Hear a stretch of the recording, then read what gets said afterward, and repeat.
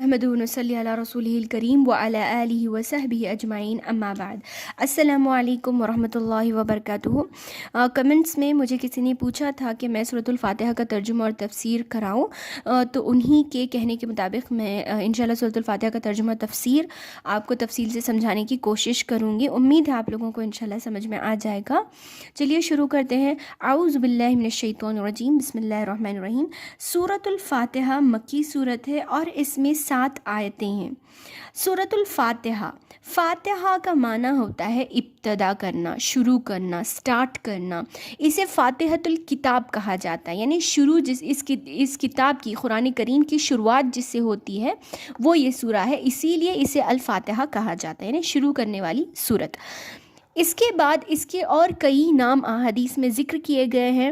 ایک ایگزامپل دیتی ہوں میں آپ کو تھوڑے سے، جیسے اسے ام القرآن بھی کہا جاتا ہے، سورۃ الفاتحہ کو سبع المثانی بھی کہا جاتا ہے، اسی طریقے سے قرآن العظیم کہا جاتا ہے، شفا کہا جاتا ہے، رقیہ کہا جاتا ہے، اور ساتھ میں الصلاۃ بھی کہا جاتا ہے۔ جیسے کہ اللہ تعالیٰ نے ایک حدیث قدسی میں کہا، قسمت الصلاۃ بینی و بین عبدی، میں نے نماز کو میرے اور میرے بندے کے درمیان تقسیم کر لیا ہے۔ یہاں نماز سے مراد یہ سورۃ الفاتحہ ہے۔ اللہ رب العالمین نے سورۃ الفاتحہ کو اپنے اور اپنے بندے کے درمیان تقسیم کر لیا ہے۔ جب انسان الحمدللہ رب العالمین کہتا ہے، اللہ اس کا جواب دیتا ہے، الرحمن الرحیم کہتا ہے تو اس کا جواب دیتا ہے۔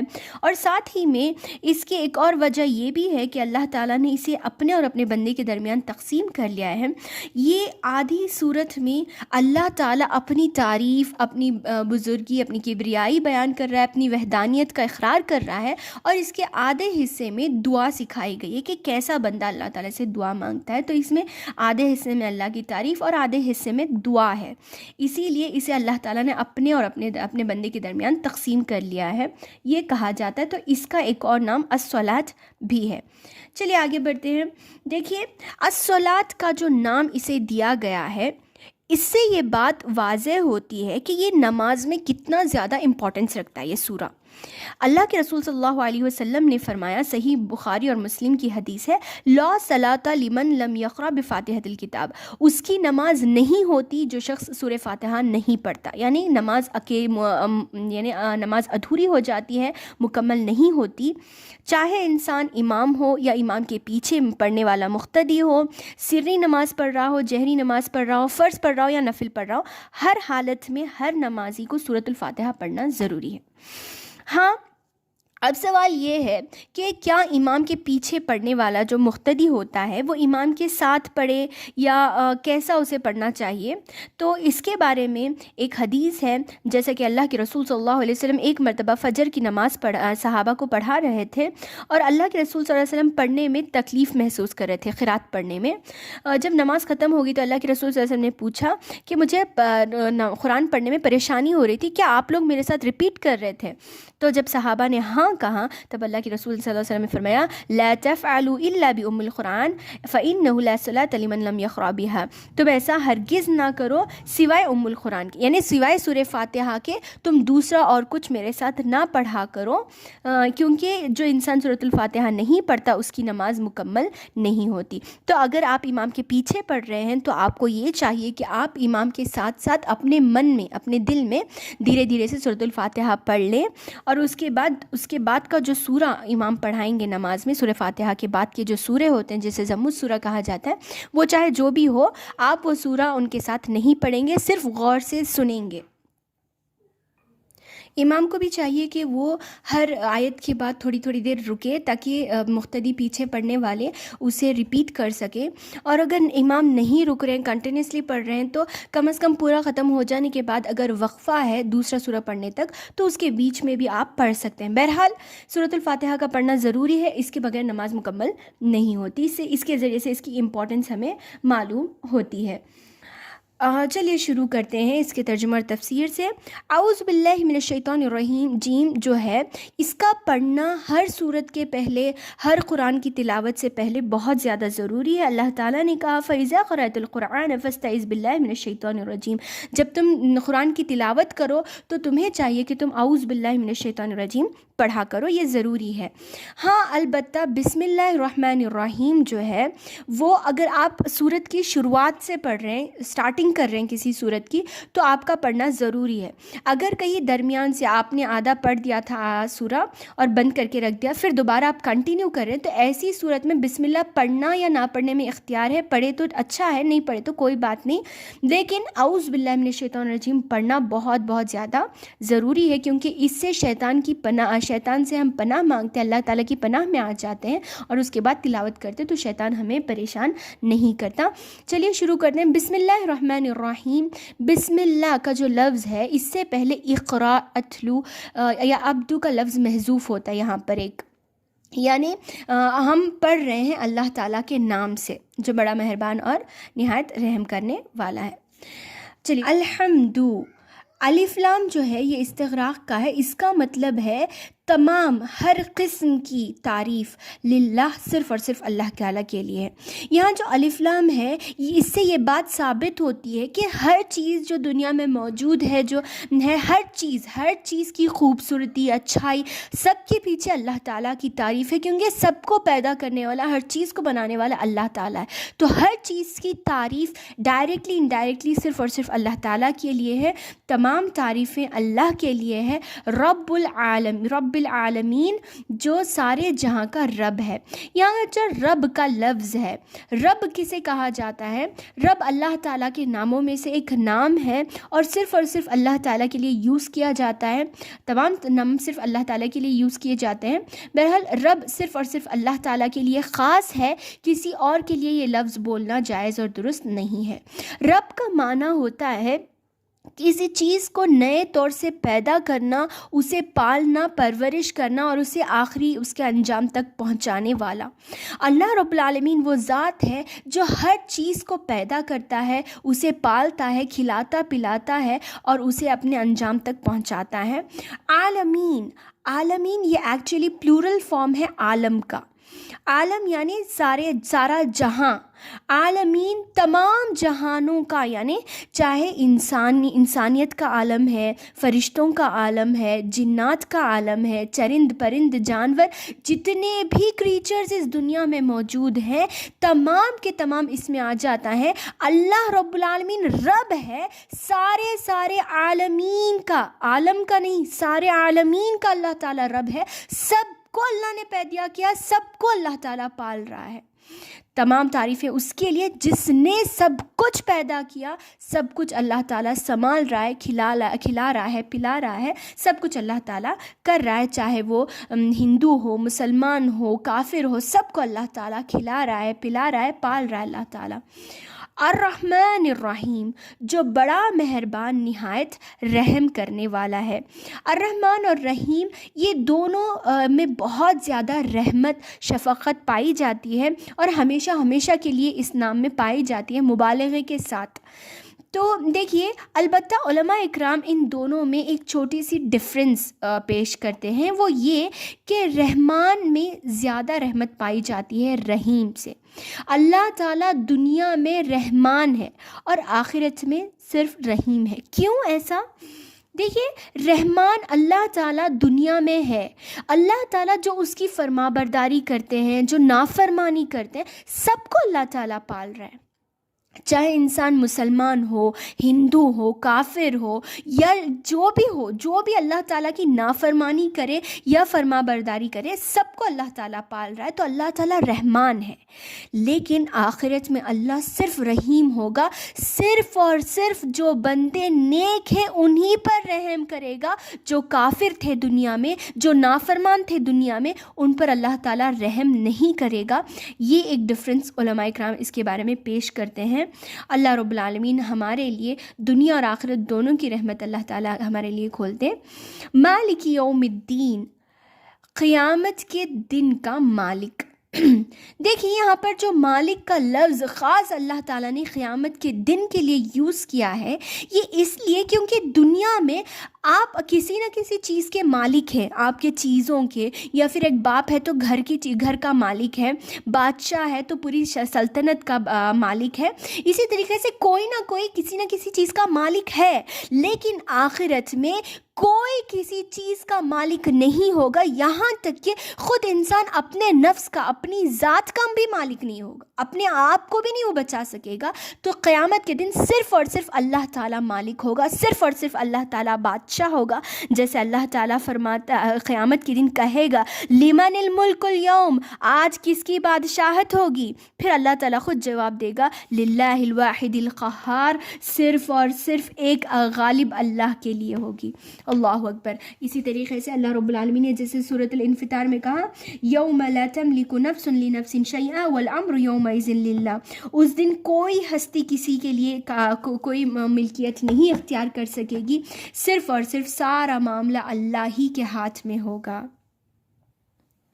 ایاک نعبد و ایاک نستعین، ایاک ہم صرف تیری ہی نعبد عبادت کرتے ہیں، و ایاک نستعین اور صرف تیری ہی تجھ سے ہی مدد مانگتے ہیں۔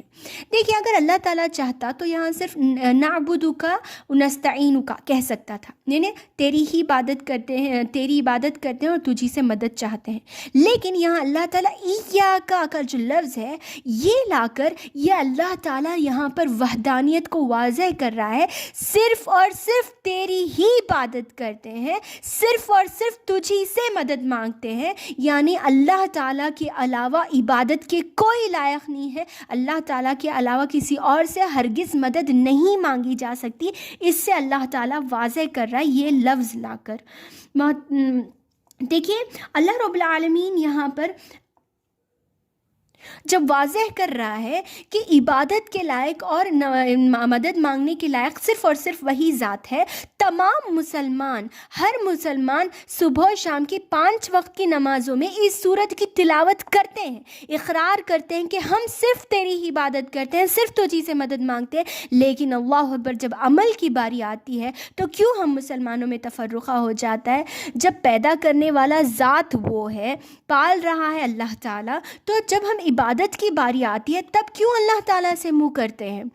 دیکھیے اللہ رب العالمین ایاک نستعین کہتا ہے، صرف اور صرف اسی سے ہمیں مدد مانگنی چاہیے، تو جب مدد مانگنے کی باری آتی ہے تو آپ دیکھیں گے کئی مسلمان ہیں جو اللہ تعالیٰ کے ساتھ کسی اور کا وسیلہ مانگتے ہیں، محمد صلی اللہ علیہ وسلم کے وسیلے سے ہم طفیل سے مدد مانگتے ہیں، فلاں پیر فلاں ولی کے طفیل سے ہم مدد مانگتے ہیں، اللہ اکبر، اقرار کر رہے اپنی زبان سے ایاک نستعین اور پھر بھی اپنی زبان سے منہ کرتا ہے مسلمان، اللہ اکبر، ایسا ہرگز نہیں ہو سکتا، ایک مسلمان اپنی زبان سے نہیں ہٹ سکتا۔ دیکھیے جب ہمیں صرف اور صرف اللہ تعالیٰ ہی سے مدد مانگنی ہے تو کسی بھی ٹائپ سے دعا، عبادت، ہر چیز صرف اور صرف اللہ تعالیٰ کے لیے ہونی چاہیے، ہم اپنی دعاؤں میں کسی کا وسیلہ نہیں مانگ سکتے کیونکہ ہم اس کا اقرار کر رہے ہیں کہ ہم ایسا نہیں کریں گے، اور ساتھ ہی ساتھ کسی اور کے سامنے ہم ہاتھ بھی نہیں پھیلا سکتے، چاہے وہ جتنے ہی نیک ولی ہو، پیر ہو یا بزرگ ہو، ہاں وہ قابل احترام ہے، ان کے لیے بھی ہمیں دعا کرنی چاہیے کیونکہ وہ خود ایک انسان ہے اور محتاج ہے مدد کے۔ تو چاہے عبادت کرنا ہو، مدد مانگنا ہو یا نظر مانگنا ہو، صرف اور صرف اللہ کی ذات کے لیے ہونی چاہیے، کسی اور کو وسیلہ بنانا یا کسی اور کے سامنے دعا مانگنا، ہاتھ پھیلانا، یہ ہرگز جائز نہیں ہے، یہ قطعاً اللہ تعالیٰ برداشت نہیں کرتا، جیسے خود انسان بھی برداشت نہیں کرتے۔ اہدنا الصراط المستقیم، اہدنا ہمیں ہدایت دے، صراط المستقیم سیدھے راستے کی، ہمیں ہدایت دے سیدھے راستے کی۔ تو کیا سیدھا راستہ اپنے آپ ہمیں عطا کیا جاتا ہے، یعنی صرف ہماری عقل اور دانش مندی سے ہمیں حاصل ہوتا ہے؟ نہیں، دیکھیے صراط مستقیم سے مراد وہ اسلام ہے، وہ دین ہے جو اللہ کے رسول صلی اللہ علیہ وسلم نے ساری دنیا کے سامنے پیش کیا، یعنی قرآن مجید اور سنت صحیح احادیث۔ قرآن مجید اور صحیح احادیث یہ وہ دو چیزیں ہیں جو ہمیں سیدھے راستے کی طرف ہدایت کرتی ہیں، رہنمائی کرتی ہیں۔ ہدایت کا جو لفظ ہے اس کے کئی مفہوم علماء بیان کرتے ہیں، راستے کی طرف رہنمائی کرنا یا سیدھے راستے پر چلانا یا منزل مقصود تک پہنچانا، بہرحال اس کے کئی معنی آتے ہیں۔ تو اس کا مطلب الہام، توفیق یا دلالت سے بھی ہم تعبیر کر سکتے ہیں۔ تو ہمیں ہدایت دے سیدھے راستے کی، یعنی سیدھا راستہ وہ ہے جو اللہ اور اس کے رسول صلی اللہ علیہ وسلم نے ہمیں دیا ہے، اسی کے مطابق چلنے کی ہمیں توفیق دے۔ صراط الذین، اس راستے پر، انعمت علیہم، جس پر تو نے انعام کیا، یعنی ان لوگوں کے راستے پر ہمیں چلا جن پر تو نے انعام کیا۔ کون تھے وہ لوگ جن پر اللہ تعالیٰ نے انعام کیا؟ انبیاء علیہ السلام، ان کے ساتھی صادقین، شہداء اور اسی طریقے سے صالحین، جو بھی نیک لوگ گزرے ہیں جنہیں اللہ تعالیٰ نے دنیا میں جنت کی بشارت دی، جن سے اللہ تعالیٰ محبت کرتا تھا، جن کے لیے اللہ تعالیٰ نے جنت کے دروازے کھول کے رکھے ہیں، ان لوگوں میں سے ہمیں بنا، ان لوگوں میں سے نہیں۔ غیر المغضوب علیہم ولا الضالین، ان لوگوں کے راستے پر نہ چلا جن پر تیرا غضب نازل ہوا، اور نہ ہی گمراہ لوگوں کی، یعنی ہمیں گمراہ لوگوں میں سے اور جن پر تیرا غضب نازل ہوا ان لوگوں کے راستے پر مت چلانا۔ اب دیکھیے یہاں پر مغضوب اور ضالین سے مراد، ابن ابی حاتم کہتے ہیں کہ اس سے مراد یہ ہے کہ غیر المغضوبی، ان لوگوں کے راستے پر جن پر تیرا غضب نازل ہوا سے مراد یہود ہے، اور ضالین سے مراد نصارہ ہے۔ کیوں؟ اس سے ان پر اپنا اللہ تعالیٰ کا غضب کیوں نازل ہوا؟ کیونکہ یہ جو یہودی تھے ان کی سب سے بڑی غلطی یہ تھی کہ یہ لوگ چاہتے ہوئے بھی، صحیح راستے کو جانتے ہوئے بھی، اس میں جان بوجھ کر یہ لوگ اس کا انکار کرتے تھے۔ صحیح راستے کو جانتے تھے، حق کو پہچانتے تھے، لیکن پھر بھی اس کا انکار کرتے تھے، جان بوجھ کر اس سے انحراف کرتے تھے، اور ان کے جو عالم ہوتے تھے، علماء ہوتے تھے، انہیں مجبور کرتے تھے کہ اپنی آسمانی کتابوں میں وہ لوگ چینجز کریں۔ وہ لوگ کیا کرتے تھے؟ اپنی طرف سے اگر اپنی قرآن میں یعنی ان کی آسمانی کتاب میں کوئی چیز پسند نہیں آتی تو اسے کٹ کر دیتے، اپنی طرف سے کچھ لکھ دیتے۔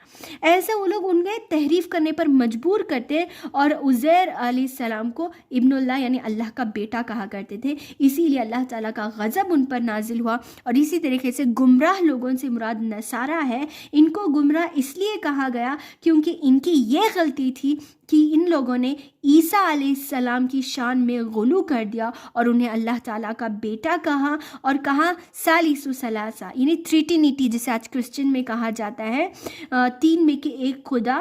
افسوس ہے کہ ہم لوگوں میں بھی یہ چیز موجود ہے، اللہ تعالیٰ ہدایت دے۔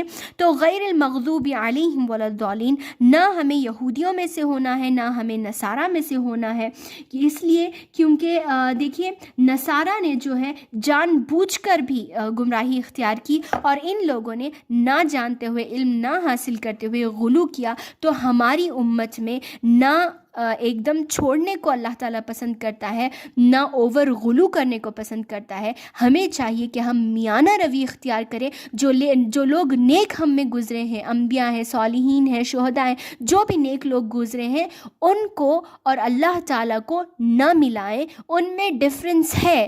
ہمارا رب اللہ ہے، اس نے پیدا کیا ہے، اور ان کے جو نیک لوگ تھے وہ تو اس کے بندے ہیں، اس کی عبادت، وہ خود ان کے اللہ تعالیٰ کی عبادت کرتے ہیں، تو ہم کیسے ان کی عبادت کر سکتے ہیں؟ تو ہمیں چاہیے کہ ہم نہ ان کی طرح بالکل چھوڑ دیں اور نہ ان کی طرح غلو کر دیں، بلکہ ہمیں چاہیے کہ ہم میانہ روی اختیار کریں اور ان دونوں سے بچتے ہوئے صراط مستقیم کی طرف چلے جائیں۔ اس صورت کے بعد آمین کا جو لفظ کہا جاتا ہے، آمین کا مطلب کیا ہوتا ہے؟